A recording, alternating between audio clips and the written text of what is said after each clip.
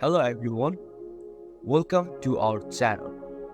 I will guide you through the simple steps to log in into UTHealth in today's tutorial. Whether you are a patient, employee or just want to access your medical record, this tutorial video will guide you through the process of logging into UTHealth.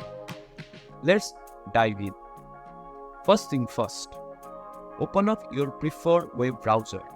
Whether you are using Chrome, Firefox, Safari or any other browser of your choice, make sure it is up and running. Now, next in the address bar, type in UTHealth login and hit enter.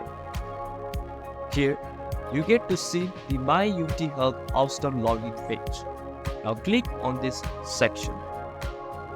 Once you click here, you will be directed to the login page of the UTHealth. Once you get into the UTHealth login page, here you need to enter your username in this section and password right below section. Make sure you input them correctly to avoid any login issues. After entering your credentials in the respective field, double check to ensure they are accurate.